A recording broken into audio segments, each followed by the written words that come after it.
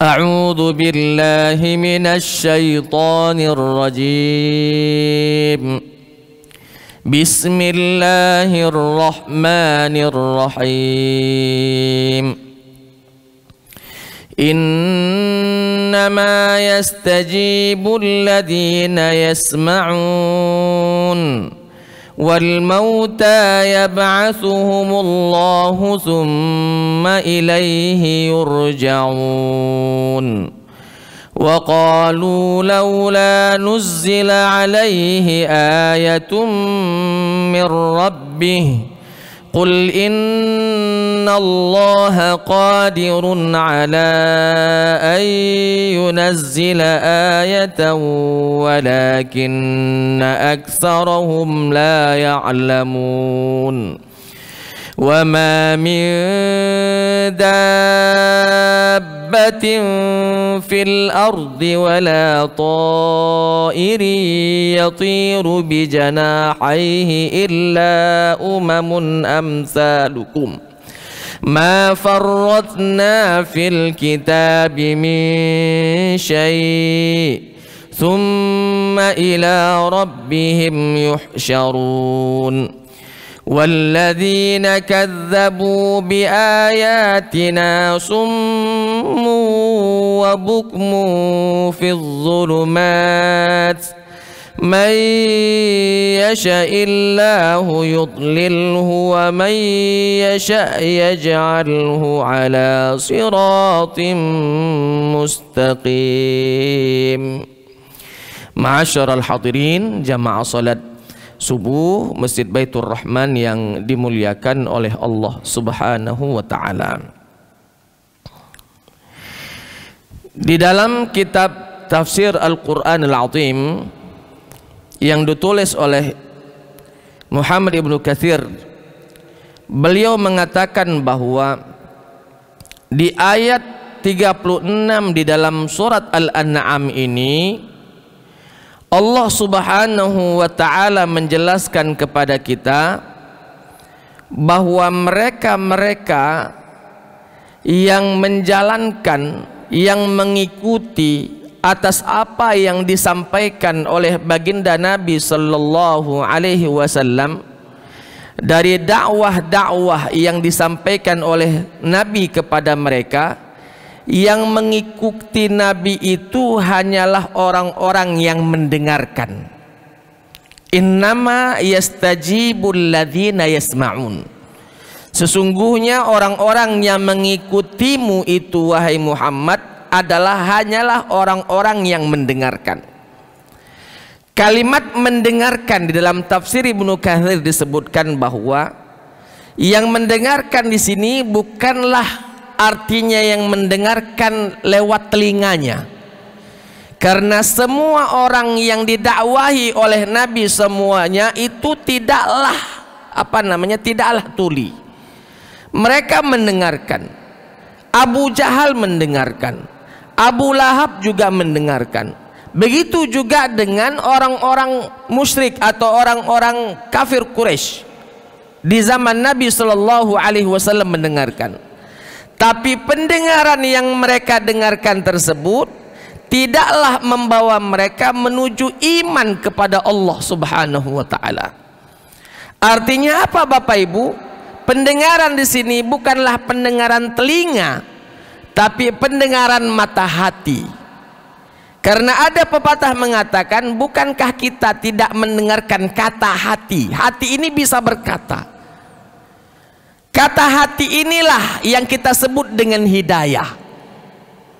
Ketika orang mendengarkan kata hatinya, sesungguhnya dia akan masuk kepada areal yang namanya hidayah Allah Subhanahu wa ta'ala dan berislam di hadapan Nabi. Karena mereka-mereka yang didakwahi oleh Nabi Sallallahu Alaihi Wasallam sebenarnya mempercayai, meyakini, membenarkan apa yang disampaikan oleh baginda Nabi Sallallahu Alaihi Wasallam. Ketika ditanya, dalam Al-Quran disebutkan, ketika mereka ditanya, man khalaqas samawati wal ard, siapa yang menciptakan langit dan bumi, la yaqulunna Allah, mereka katakan bahwa hanya Allah yang menciptakan langit dan bumi.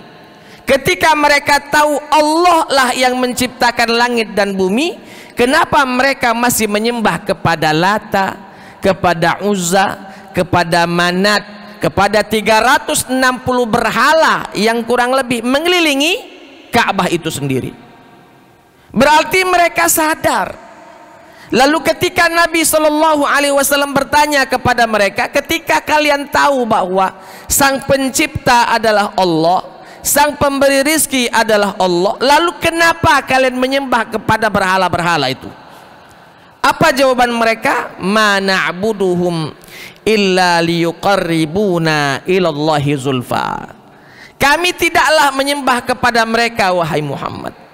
Kami duduk di sini hanyalah bertawasul, tanda kutip. Mana abuduhum illa liyuqarribuna, kecuali kami ini supaya lebih dekat kepada Allah. Karena para berhala-berhala yang mereka buat itu, Bapak Ibu, rata-rata patung-patung orang-orang soleh terdahulu. Patung-patung orang-orang soleh, orang-orang pakam terdahulu. Maka kata mereka, kalau aku berdoa langsung mungkin tidak diijabah oleh Allah, tapi kalau aku bertawasul kepada si fulan yang mana dulu di dunia ketika si fulan masih hidup termasuk wali misalnya, atau termasuk orang soleh misalnya, atau termasuk orang-orang pakam misalnya, pastilah doa dia lebih didengarkan dibandingkan doaku sendiri langsung kepada Allah. Ma na'buduhum illa liyuqarribuna ilallahi zulfa. Kami tidaklah menyembah mereka kecuali kami melakukan ini hanya untuk mendekatkan diri kami sebagai perantara antara kami dengan Allah Subhanahu wa ta'ala. Maka Allah Ta'ala mengatakan, innama yastajibul ladzina yasma'un. Wahai Muhammad, sesungguhnya orang-orang yang mengikutimu, menjalankan perintahmu, berislam di hadapanmu, yasma'un, dialah sesungguhnya orang-orang yang mendengarkan. Walaupun misalnya dia tuli, tapi ketika mendengarkan atau menerima ajakan Nabi, sesungguhnya dialah orang-orang yang betul-betul mendengar omongan dari Nabi Sallallahu Alaihi Wasallam. Karena telinga ini, Pak, betul mendengar, tapi ketika tidak mengikuti kebenaran maka tidak ada fungsinya telinga. Mata pun demikian. Seandainya kita melihat kebenaran tapi tidak mengikuti kebenaran yang kita lihat, tidak ada fungsinya mata. Makanya Allah Ta'ala akan mengazab orang-orang yang demikian. Di dalam ayat yang lain Allah Subhanahu wa Ta'ala berfirman bahwa sesungguhnya kami akan penuhi neraka jahanam itu dari golongan jin dan manusia. Walaqad zara'na li jahannama katsiran minal jinni wal ins lahum qulubun la yafqahuna biha walahum a'yunun la yubsiruna biha walahum adhanun la yasma'una biha ulaika kal an'ami bal hum adall wa ulaika humul ghafilun. Kata Allah, akan kami penuhi neraka jahanam itu dari golongan jin dan manusia. Kenapa jin dan manusia akan dimasukkan ke dalam neraka, dipenuhi neraka jahanam? Kata Allah Ta'ala, lahum qulubun la yafqahuna biha. Mereka punya hati, tapi hatinya tidak dipergunakan dengan sebaik-baiknya. Dia tahu ini benar tapi tidak mau mengikuti kebenaran. Dia tahu ini salah, masih saja mengikuti kesalahan. Walahum a'yunun la yubsiruna biha. Mereka punya mata, tapi mata ini tidak mau mengikuti kebenaran yang dia lihat. Mungkin berfungsi secara kasat mata, dia bisa melihat ini warna merah, ini warna hitam, ini warna putih. Oke, di sisi itu berfungsi matanya. Tapi di sisi lain seakan-akan tidak berfungsi. Dia melihat bagaimana langit berdiri kokoh tanpa tiang, was-samaa'a wa ma banaha.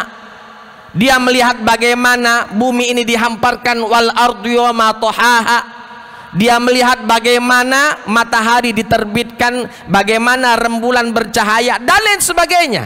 Tapi mata ini tidak membawa dia kepada cahaya ilahi, mata ini tidak membawa dia kepada hidayah Allah Subhanahu wa ta'ala. Dan ini banyak terjadi di tengah-tengah kita, di sekeliling kita. Di sekeliling kita sudah tahu waktu Ramadan datang, puasa lagi datang, bulan puasa tidak puasa. Kalau dia tak tahu kalau bulan itu bulan puasa lalu tidak puasa, mafi muskilah, tidak jadi masalah. Ini tahu bulan itu bulan puasa tapi masih saja tidak berpuasa, ini celaka orang seperti ini. Kenapa? Matanya melihat tapi tidak mau mengikuti kebenaran, telinganya mendengar. Oh Masya Allah, masjid-masjid kita pokoknya di bulan Ramadan tadinya toa 1 jadi 5, supaya orang tahu kalau kita bulan puasa. Tarawehnya misalnya tadinya biasa-biasa saja jadi ada Bilalnya. Masa tidak tahu kalau bulan ini bulan puasa? Tadinya orang setelah sholat isya pulang, ini ada sholat tarawehnya. Masa tidak tahu kalau bulan ini bulan puasa? Biasanya sore-sore nyantai baik Pak, tidak ada kemacetan. Sore macet galau-galau. Kenapa? Karena orang beli takjil. Masa dia tak tahu kalau bulan itu bulan puasa? Ketika dia tahu, dia melihat bahwa bulan itu bulan puasa, tidak berpuasa. Dia mendengar bahwa bulan itu bulan puasa tapi tidak mau berpuasa, tanpa udzur syar'i dia tidak melaksanakan puasa tadi, maka dia termasuk bukanlah orang-orang yang mendengarkan ya apa yang disampaikan oleh Allah dan Rasulnya kepada dirinya. Innama yastajibul ladzina yasma'un, sesungguhnya hanya orang-orang yang mendengarlah yang mengikuti apa yang disampaikan oleh Nabi sallallahu alaihi wasallam. Allah lanjutkan wal mauta. Wal mauta secara bahasa sini Pak adalah orang-orang yang mati. Tapi dalam tafsir Ibnu Katsir ceritakan wal mauta bukan mati jasadnya tapi mati hatinya. Bukan mati jasadnya, dia masih punya ruh. Jasadnya masih bergentayangan kemana-mana, jalan sana jalan sini, melakukan A melakukan B. Jasadnya masih hidup tapi dianggap oleh Allah mati karena hatinya sudah mati. Wal mauta yab'atsuhumullah, Allah akan bangkitkan mereka-mereka tadi kepada Allah. Summa ilaihi yurja'un, hanya kepada Allah lah mereka akan dikembalikan. Nah, apa namanya yang menjadi pembahasan kita di sini, Ibnu Katsir menjelaskan wal mauta di sini bukan hanya orang yang telah meninggal dunia secara fisik, tapi orang-orang yang mati hatinya walaupun masih hidup jasadnya, dia pun akan dikembalikan nanti kepada Allah Subhanahu wa taala dalam kondisi yang amat sangat mengenaskan. Bapak Ibu hadirin wal hadirat rahimakumullah. Oleh sebab itu matinya hati seakan-akan matinya seluruh tubuh. Hidupnya hati maka seakan-akan hidupnya seluruh tubuh. Maka wajar kalau Nabi pernah bersabda dalam sebuah hadisnya, ala inna fil jasadi mudghah, ketahuilah bahwa di dalam diri manusia itu ada mudghah, segumpal darah. Idza saluhal jasadu kullu, apabila segumpal darah itu baik, baik seluruh tubuhnya. Wa idza fasadal jasadu kullu, ketika gumpalan darah itu jahat, maka jahat semualah, rusak semualah anggota tubuhnya. Ala wahyal qalb, kata Nabi, itu adalah hati. Jadi kalau hati ini hidup, maka hiduplah jasmaninya. Kalau hati itu mati, maka matilah jasmaninya walaupun ruhnya masih berada di dalam jasadnya. Oleh sebab itu di sini mengatakan kepada kita pentingnya kita memperhatikan hati ini. Jangan sampai hati ini kotor, jangan sampai hati ini sakit. Ketika sakit parah lagi sakit hatinya, lalu pada ujungnya mati hatinya walaupun jasmaninya masih hidup, maka dianggap oleh Allah dia ini sudah mati. Inilah mungkin yang kita sebut dengan sampah masyarakat Pak. Hidup dia masih, nyawanya masih dikandung badan, tapi di mata Allah dia dianggap sudah tidak ada apa-apa, mati dia. Kenapa? Karena hatinya telah tiada. Maka Zaman sekarang kan kita kadang miris Pak melihat ada anak membunuh orang tua, ada orang tua membunuh anak, ada istri membunuh suami, ada suami membunuh istri. Hati yang hidup ini, hati yang masih normal ini tak habis berpikir dan bertanya-tanya, kok bisa ada seorang anak membunuh ayahnya sendiri? Kok bisa ada seorang ayah membunuh anaknya? Kok bisa ada seorang istri membunuh suami, suami membunuh istri? Kok bisa? Nah, kalimat kok bisa itu berarti bertentangan dengan hati sanubari yang masih sehat. Ketika bertentangan masih dengan sanubari hati kita dengan sehat tadi, maka insya Allah orang itu masih sehat, masih hidup. Kenapa hatinya masih hidup? Orang yang membunuh tadi, ya, membunuh bapak ibunya, suami istrinya dan lain sebagainya, pada hakikatnya jikalau dia tidak bertaubat kepada Allah dengan taubatan nasuha, dia sudah dianggap oleh Allah mati. Kenapa? Karena hatinya sudah mati. Bapak Ibu hadirin wal hadirat rahimakumullah. Masuk kita pada ayat selanjutnya. Allah Subhanahu wa taala berfirman, wa qalu laula nuzzila alaihi ayatun mir rabbih. Orang-orang kafir Quraisy berkata, laula nuzzila alaihi ayatun mir rabbih. Coba seandainya Tuhan tadi menurunkan tanda-tanda kebesarannya kepada Muhammad. Coba seandainya Tuhan menurunkan tanda-tanda kebesarannya kepada Muhammad. Pak, tanda-tanda kebesaran Allah pada diri Nabi Muhammad itulah banyak. Karena tadi matanya buta, Pak. Matanya berfungsi tapi tidak mampu melihat, tidak mau melihat kebesaran Allah pada diri Nabi Muhammad sallallahu alaihi wasallam, sehingga mereka mengatakan wa qalu laula nuzzila alaihi ayatun mir rabbih. Mereka berkata seandainya Tuhannya menurunkan tanda-tanda kebesaran kepada Nabi Muhammad sallallahu alaihi wasallam, apa kurangnya Al-Qur'an? Mereka tahu bahwa Nabi Muhammad itu tidak pandai membaca, tidak pandai menulis. Ada Al-Quran, bahasanya, pilihan katanya, keunikannya, balaghahnya, ma'aninya, bayannya, tafsirannya, dan lain sebagainya. Luar biasa. Orang yang pakar syair pun di zaman itu angkat tangan, tak telawan, Pak.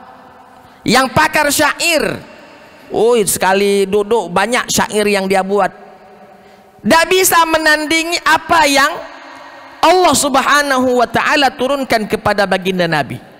Seharusnya mereka sadar bahwa ini bukan buatan Muhammad, karena mereka tahu Nabi Muhammad ummi, tidak mampu membaca dan tidak mampu menulis.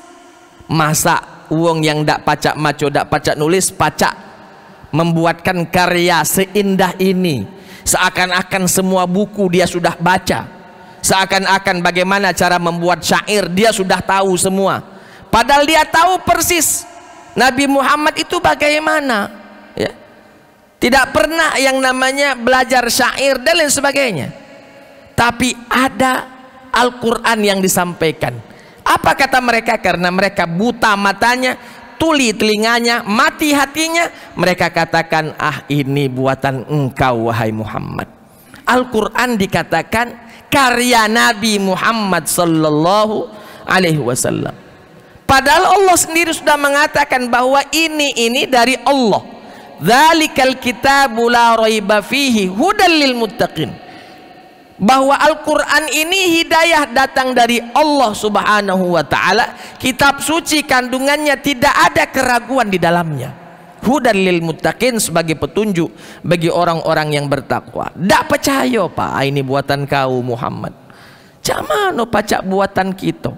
Sama seperti, mohon maaf, kita tidak pandai atau tidak bisa masak, ya. Tidak bisa masak. Tahu-tahu kita menyodorkan makanan yang nikmat kepada seseorang, padahal uang itu tahu kalau kita tidak bisa memasak. Ini masakan dari Chef Juna misalnya. Lalu ketika kita makan, ada percaya ini pasti buatan kau, alangkah lemaknya.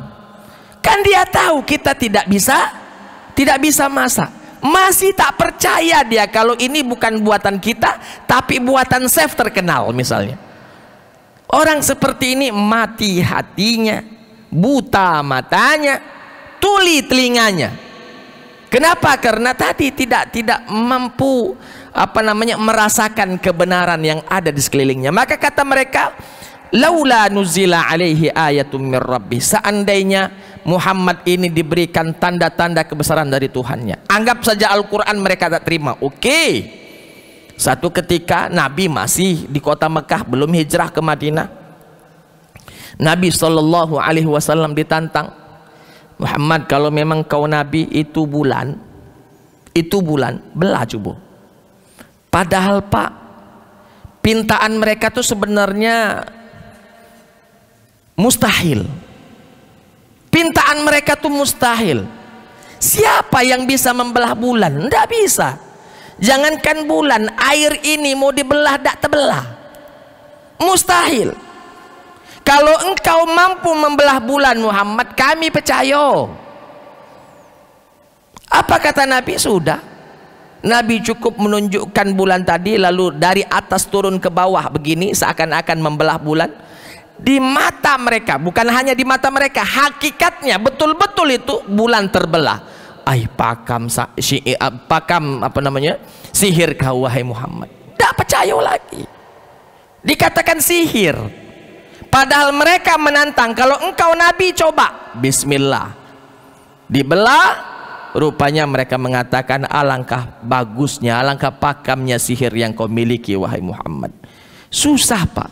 Masih saja mereka mengatakan, seandainya Tuhan menurunkan tanda-tanda kebesaran kepada Muhammad, pasti kami nerimo, pasti kami nyalankannya, pasti kami beriman kepada Nabi Muhammad. Padahal Masya Allah ya, banyak sekali tanda-tanda ya kenabian yang ada pada diri Nabi Sallallahu Alaihi Wasallam, tanda-tanda kebesaran Allah Subhanahu Wa Taala yang ada pada diri Nabi Sallallahu Alaihi Wasallam. Cuman tadi memang matanya telah dibutakan dengan kekafiran, telinganya telah ditulikan dengan kekafiran, hatinya pun telah mati oleh kemaksiatan, sehingga tak mampu melihat dan merasakan bagaimana kebesaran Allah Subhanahu wa taala pada Nabi sallallahu alaihi wasallam. Qul innallaha qadirun ala ayyunazzila ayatan. Katakan Muhammad kepada mereka, sesungguhnya Allah mampu untuk menurunkan ya kepada mereka tanda-tanda kebesaran Allah, tapi tak katik guna. Matolah buta, telingalah sudah tuli ya. Maka kata Allah, walakin aktsarahum la ya'lamun, tapi kebanyakan dari mereka tidak tahu. Sudah banyak tanda-tanda kebesaran Allah, tapi mereka tak mau tahu tentang tanda-tanda kebesaran Allah Subhanahu wa taala. Bapak Ibu hadirin wal hadirat jamaah salat subuh yang dimuliakan oleh Allah, jangan-jangan pintaan ini juga kadang kita memintanya. Cobalah Tuhan nunjuk ke aku hidayah. Padahal hidayah itulah sudah ada Pak.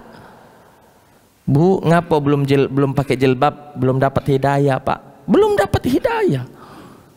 Pak, ngapa belum pergi haji belum ada panggilan? Pakam. Siapa nak manggil? Apakah Raja Salman, rajanya Arab Saudi, nak manggil kita baru datang? Padahal panggilan itu sejak dulu sudah ada. Wa adzim fin nasi bil haji ya'tuka rijalan wa ala kulli dhamirin ya'tina min kulli fajjin amik. Dari zaman Nabi Ibrahim alaihissalam telah memanggil. Kita masih nunggu panggilan siapa yang kau tunggu? Tidak melakukan kebaikan, masih berkecamuk dengan kemaksiatan. Ketika ditanya kenapa belum taubat, belum dapat hidayah. Apalagi hidayah yang bagaimana lagi yang engkau tunggu?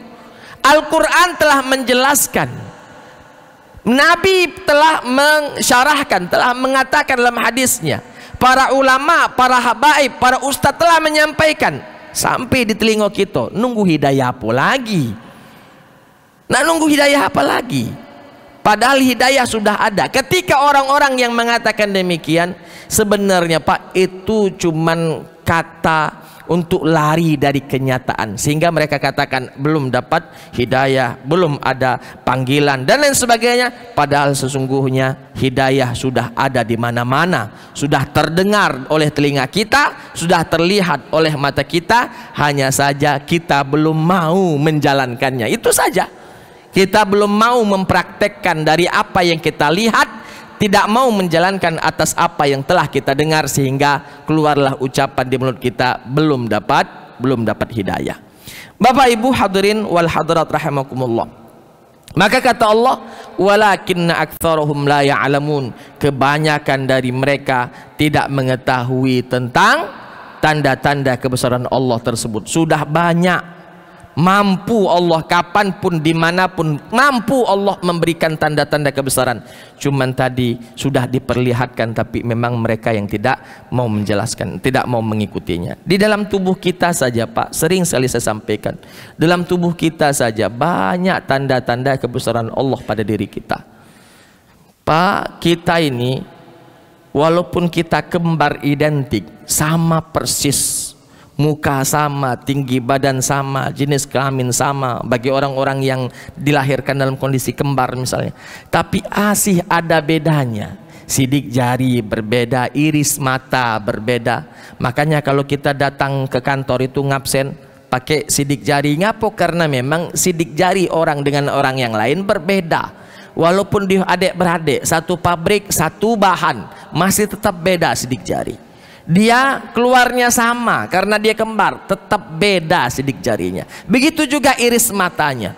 Ya, makanya kalau biasanya kalau di kantor saya tidak bisa iris tidak bisa sidik jari, kita jeliti Pak fingerprint itu, supaya dia mendeteksi iris mata. Ketika masuk si fulan, keluar datanya. Ya, Adi Bahtiar, dosen fakultas, sudah selesai berarti masuk gitu. Ya. Bapak Ibu hadirin wal hadirat rahimakumullah. Oleh sebab itu ma'asyiral hadirin, banyak sekali tanda-tanda yang Allah Subhanahu wa taala telah berikan kepada kita.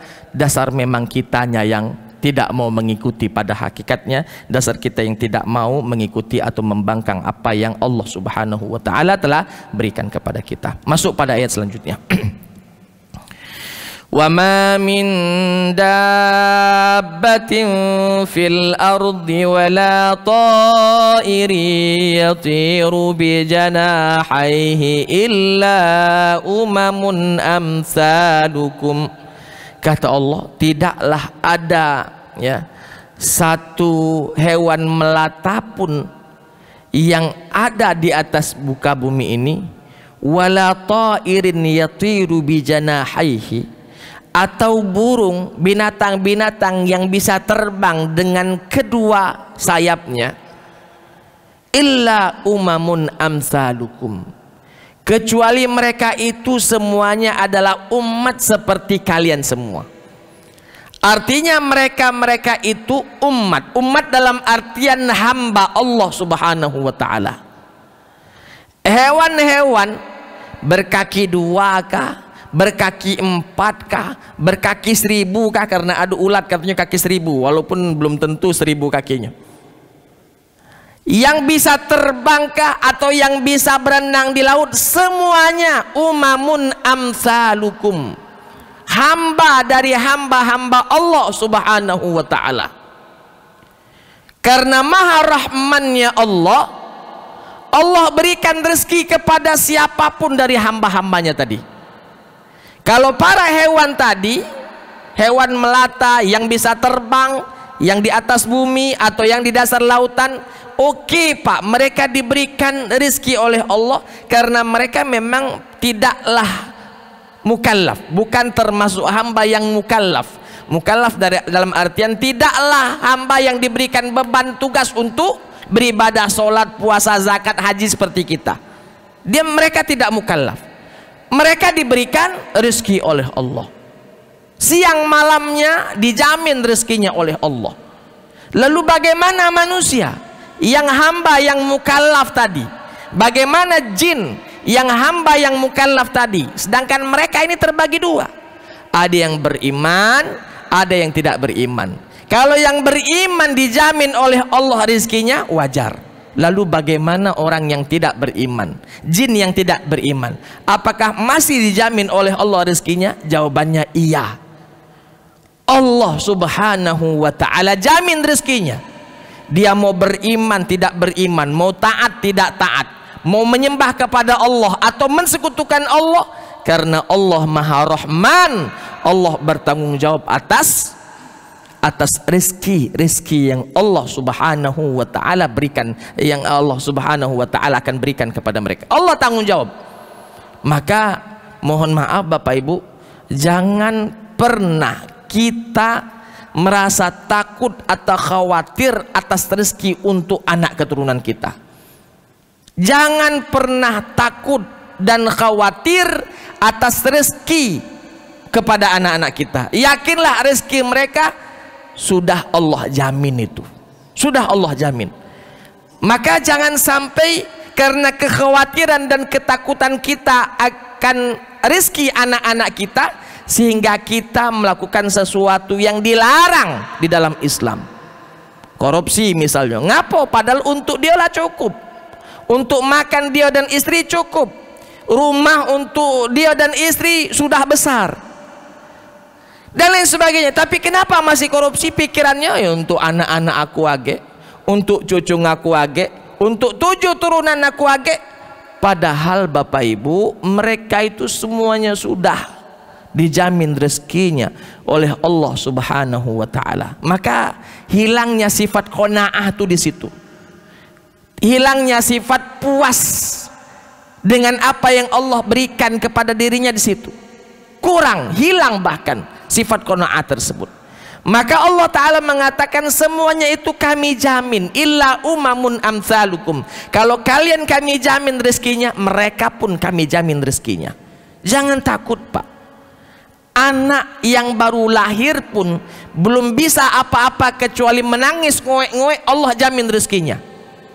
Kata dokter, ini belum pacak makan pempek belum pacak dokter, belum. Ini belum pacak minum jus belum pacak dokter, belum. Jadi yang dia pacak apa? Susu. Allah berikan ASI dari ibunya. Allah berikan ASI dari ibunya. Allah sudah jamin ini. Sebelum budak tadi bisa makan pempek, minum ASI dulu. ASI dijamin oleh Allah subhanahu wa ta'ala. Jadi apa yang kita takutkan? Yang kita inginkan itu jadikan anak kita menjadi anak yang soleh, anak yang berbakti.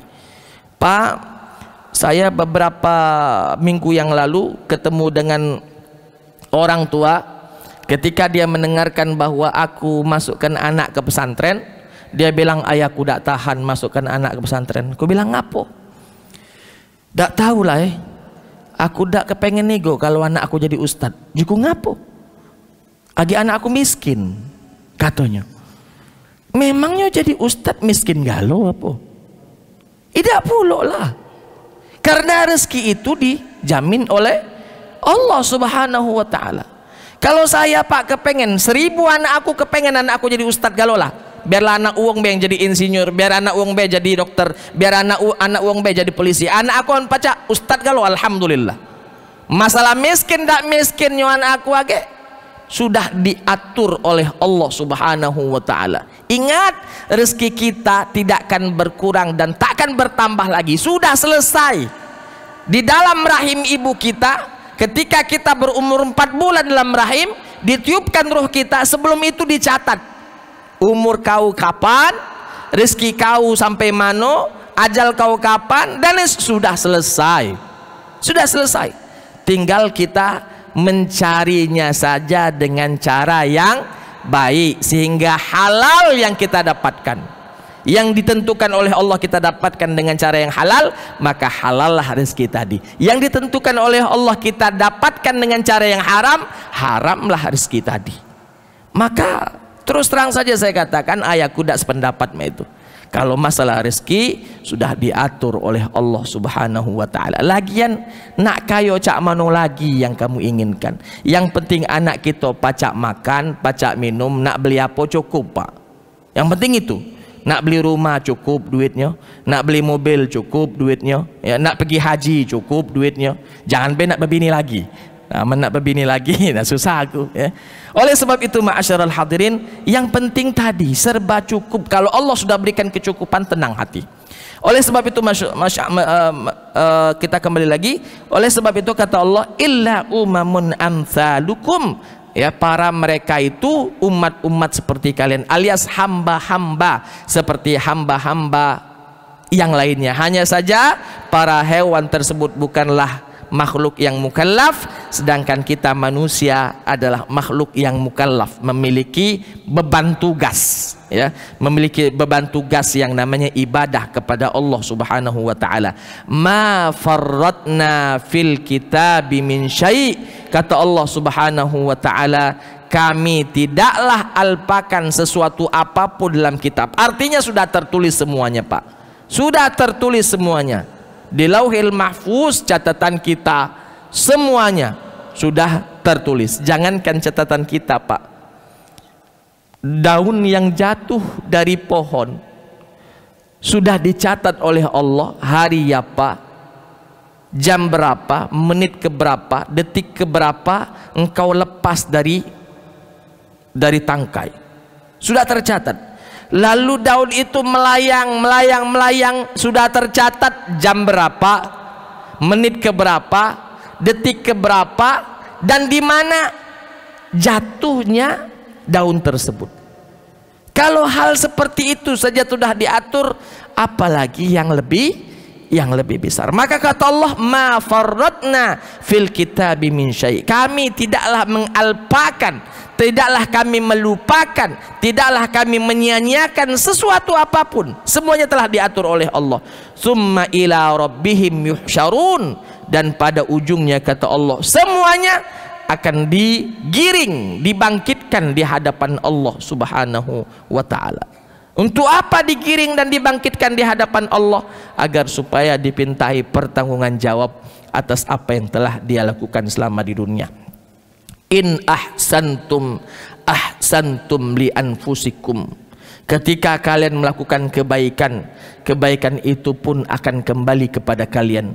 Wa in asatum falaha. Kalau engkau melakukan keburukan, maka keburukan itu pun akan kembali kepada kalian. Sama seperti firman Allah, may ya'mal misqala dzarratin khairan yarah wa may ya'mal misqala dzarratin syarran yarah. Tidak ada yang luput satupun kecuali tertulis oleh para malaikat, dan pada ujungnya akan diberikan balasan dari setiap apa yang kita lakukan, kebaikan yang kita lakukan.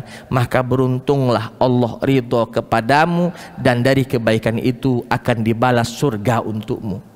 Keburukan yang kita lakukan, celakalah bagi dirimu, karena Tuhan telah menyampaikan itu keburukan, masih saja kau kerjakan, maka Allah murka. Karena sudah dikasih tahu itu tidak boleh, masih saja dikerjakan, Allah murka, dan dengan murkanya dilemparkan orang tersebut masuk ke dalam neraka. Sudah jelas, tinggal kita yang memiliki akal yang sehat pastilah meminta dan menginginkan agar supaya akibatuna, ujung kehidupan kita itu adalah akibatul khair, ya, apa namanya, ujung yang baik, ya, apa namanya, mendapatkan balasan yang baik di dalam surga Allah Subhanahu wa taala. Summa ila rabbihim yuhsyarun. Semuanya kita akan dibangkitkan kembali ke hadapan Allah dan akan dipinta pertanggungjawaban. Pak, di dunia mungkin kita bebas. Di dunia kita melakukan sesuatu mungkin tidak diketahui oleh penegak hukum, tidak tahu polisi, tidak tahu KPK, tidak tahu jaksa, tidak tahu semua yang mengevaluasi, tidak tahu, karena kita pandai mengelola data, pandai kita menyembunyikannya dan lain sebagainya. Di dunia lewat, mati aman-aman baik dia di dunia. Ketika hidup di dunia aman-aman saja, tapi ketika kita dibangkitkan di hadapan Allah Subhanahu wa taala, tidak ada satu hal pun yang mampu kita sembunyikan. Allah Maha tahu. Allah Maha tahu. Alimul ghaibi wasyahadah. Allah maha tahu. Yang tidak tahu Allah tahu, apalagi yang Allah lihat. Yang tidak terlihat saja Allah tahu, apalagi yang terlihat. Alimul ghaibi wasyahadah. Pak, semuanya Allah tahu. Mulut ditutup, tangan berbicara, kaki menjadi saksi. Al-yauma nakhtimu ala afwahihim wa tukallimuna aidihim wa tashhadu arjuluhum bima kanu yaksibun. Apalagi yang kita takuti? Kalau mulut sudah terkunci, berarti selesai. Ustadz di dunia dia pengacara, pandai berkelak, pandai bersilat lidah. Di dunia, di akhirat dikunci mulutnya, selesai, tidak bisa ngomong. Tangan ini berbicara, dan tangan ini tak pandai berbohong, Pak. Apa yang dia ambil, apa yang dia lakukan, semuanya diceritakan oleh tangan. Ketika tangan bercerita, kata Allah, mak mano malaikat, cocok tak dengan catatan kau? Cocok. Sekarang kita jengok kaki. Kaki, kau galak tak bersaksi? Siap ya Allah, aku bersaksi. Apa yang kata tangan yang diceritakan oleh tangan benar 100%. Tidak ada kurang dan tidak ada lebihnya. Selesai, Pak. Nak kemana lagi kita? Alangkah lemaknya, alangkah bagusnya, alangkah indahnya ketika tangan ini berbicara. Ya Allah, dulu saya itu dipakainya untuk taat ibadah kepadamu. Malam-malam dia keluar nyari orang yang membutuhkan bantuan, dia sedekah. Orang lain tak tahu dia sedekah, orang lain tak tahu dia melakukan kebaikan, orang lain tak tahu dia melakukan hal-hal yang bijak, hal-hal yang bagus. Kata tangan bercerita bagus, kita nerimo baik. Kaki mamano, aku bersaksi ya Allah. Sudah, kalau mak itu masuk surga. Alangkah lemaknya seperti itu. Nah tinggal Pak, kita sekarang kan masih hidup ini, masih bisa berusaha. Oleh sebab itu, coba ditanamkan dalam benak kita, mumpung kita masih hidup, coba banyak-banyak melakukan perbuatan baiklah, supaya ketika tangan ini nanti bercerita, yang diceritakan adalah hal baik. Ustaz, dulu aku masih muda, woi dah hancur, malu aku nak nyerita ke nyus. Sudah, tak apa-apa, jangan diceritakan, tutup aibmu. Banyak-banyak bertaubat kepada Allah subhanahu wa ta'ala. Mudah-mudahan taubat kita diterima. Kalau taubat diterima, tak diceritakan lagi. Ketika tangan nak cerita hal-hal yang tadi tak bagus, kata Tuhan berhenti. Itulah sudah aku maaf ke. Diam tangan tadi. Tidak lagi ngomong sesuatu yang sudah kita minta taubat. Masalahnya sekarang Pak, banyak orang yang rada tanda kutip melawan. Disuruh taubat tak galak, tunggu agaklah tua baru taubat. Banyak Pak orang yang saya ajak untuk haji. Agak be Ustad, menaku haji sekarang, agak belum tak pacak lagi ngapo-ngapo. Tak pacak lagi ngapo-ngapo tuh mulai berpikir aku panjang. Apa maksudnya tak pacak lagi ngapo-ngapo? Kenapa? Karena dia masih muda, baru 45, 50, belum pensiun dia Pak. Payu kita pergi haji, ayah agak baik tunggu pensiun. Ngapo? Tak pacak lagi ngapo-ngapo. Ngapo Bapak ini, tak pacak lagi ngapo-ngapo.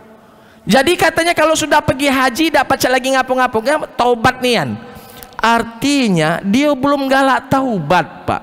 Seakan-akan dia menjamin bahwa hidupnya masih lama sampai pensiun.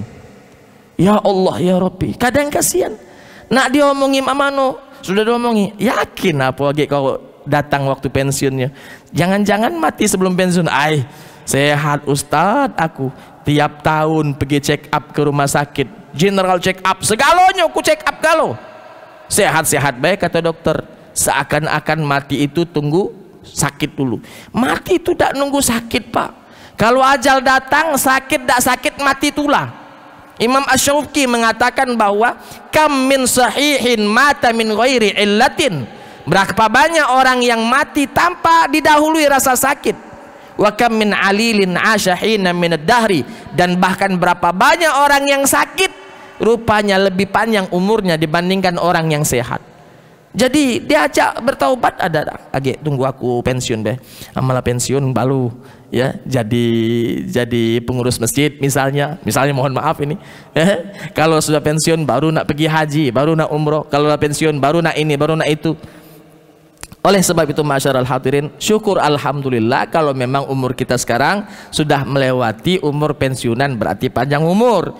Cuma hati-hati, Nabi pernah mengatakan dalam sebuah hadisnya, khairun nasi, sebaik-baik manusia, man tala umruhu wa hasuna amaluhu, yang panjang umurnya, baik amalannya, baik tingkah lakunya, itu manusia yang bagus. Artinya dia banyak melakukan kebaikan, karena umurnya panjang, baiknya banyak, berarti setiap hari kebaikan yang bertambah.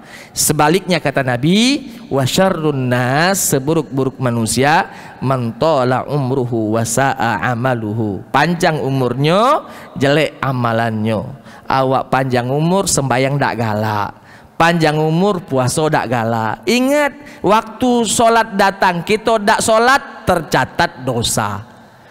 Masih 10 tahun lagi umur kita cak itu terus, berarti nambah terus dosa ini Pak, nambah terus dosa ini. Maka kata Nabi, seburuk-buruk manusia yang panjang umurnya, jahat amalannya.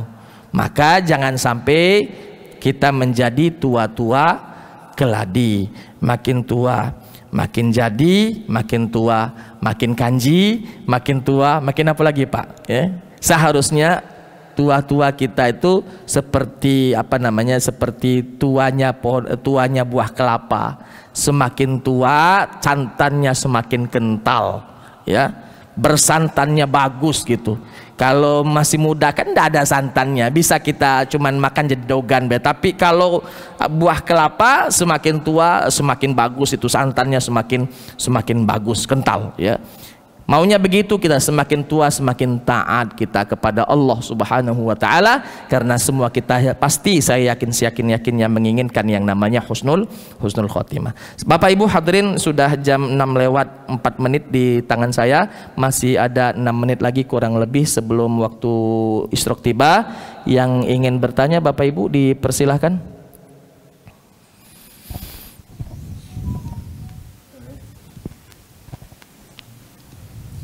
Masya Allah, tabarakallah. Silahkan Bapak. Assalamualaikum warahmatullahi wabarakatuh. Waalaikumsalam warahmatullahi wabarakatuh. Jadi saat ini memang banyak orang yang mendengar tapi sebenarnya mereka itu tuli kan? Ya. Iya tuli.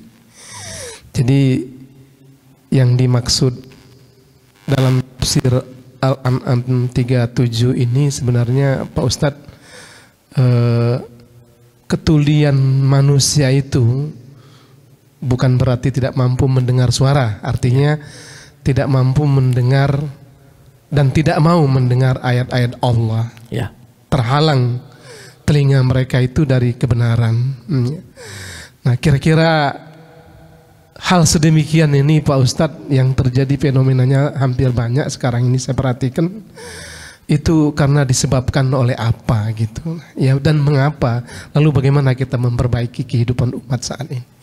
Demikian, terima kasih. Assalamualaikum warahmatullahi wabarakatuh. Assalamualaikum warahmatullahi wabarakatuh. Pak, hidayah Allah yang bisa kita lihat, hidayah Allah yang bisa kita dengar, tapi tidak mau kita mengambil hidayah yang kita lihat dan kita dengar.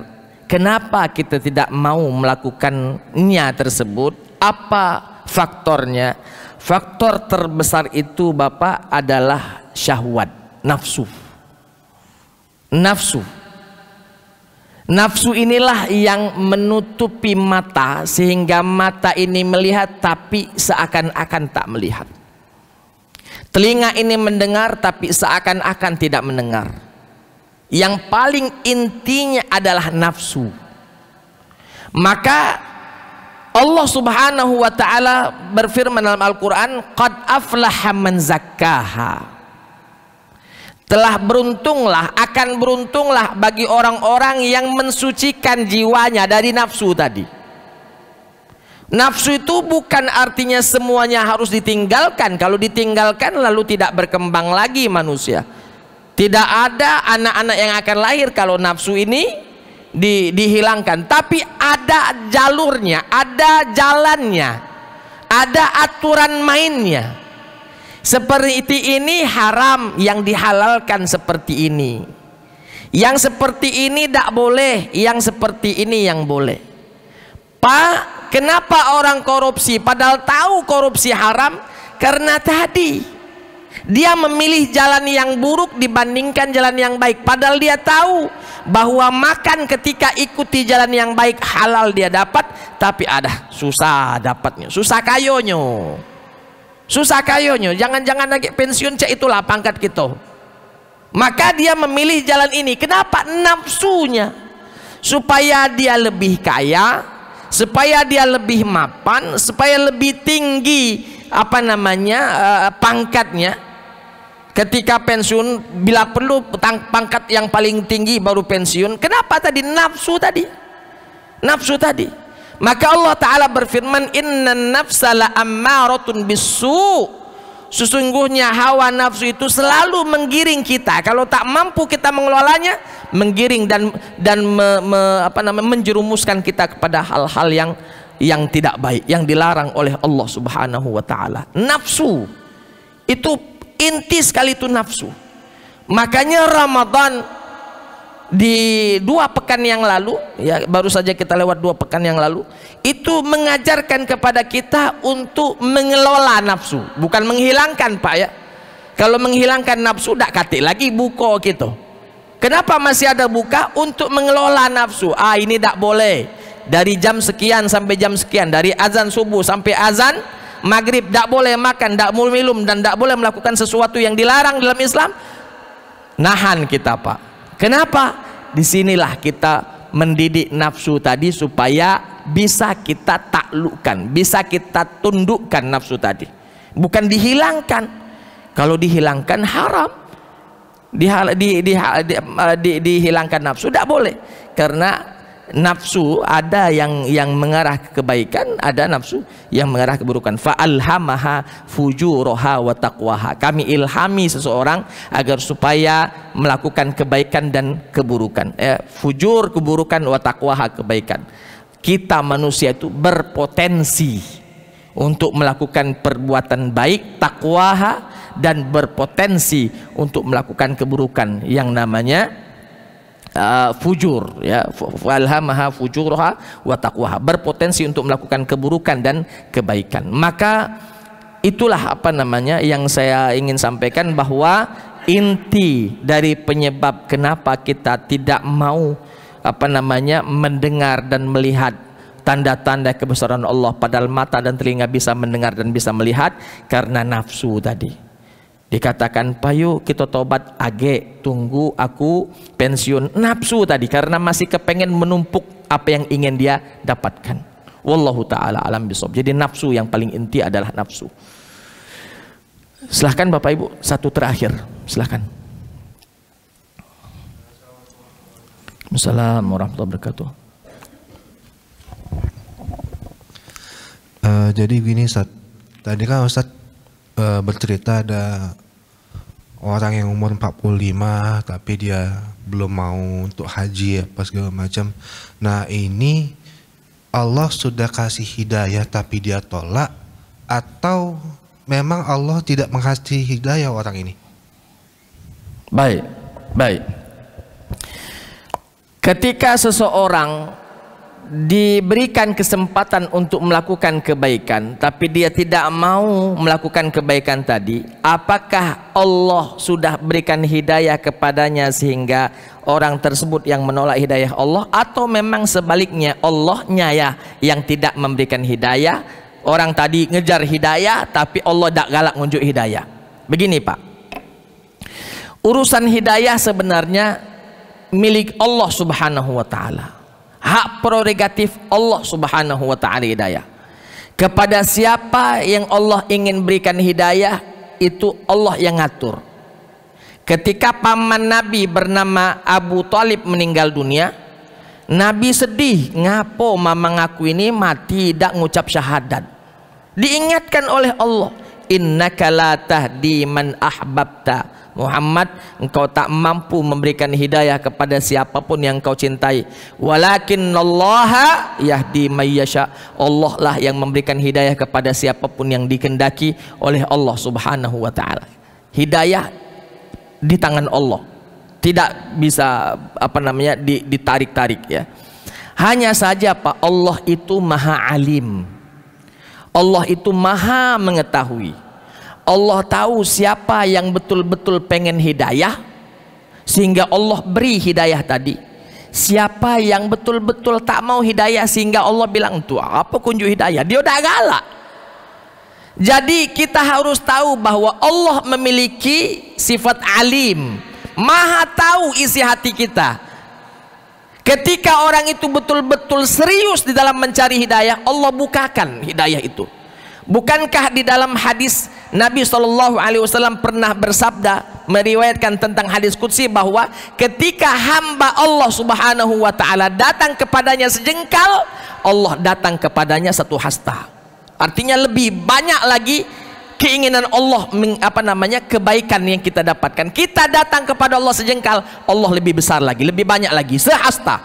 Ketika seorang hamba jalan menuju Allah, Allah datang kepadanya dengan berlari.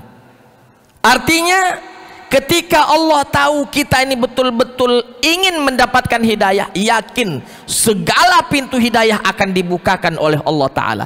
Tapi ketika Allah tahu kita hanya ingin mempermainkan agamanya, kita hanya ingin menjadikan agama sebagai sebagai olok-olokan kita, Allah tahu itu. Si fulan tak kati keinginan sedikit pun untuk mendapatkan betul-betul hidayah, maka Allah biarkan dia, tidak diberikan dia hidayah. Walaupun mulutnya mengatakan, aku nih nunggu hidayah. Kata Tuhan, tuh apa kau ngomong itu? Aku tahu isi hati kau. Kau dak galak hidayah, dakkan ku berikan hidayah. Maka pertama, banyak-banyak dulu kita memperbaiki hati, agar supaya ketika betul-betul hati ini mengatakan, ya Allah, ihdinas siratal mustaqim. Dalam sholat-sholat kita selalu baca, ihdinas siratal mustaqim, tunjukilah kami jalan yang lurus. Bersih hati kita, betul-betul menginginkan jalan yang lurus dari Allah.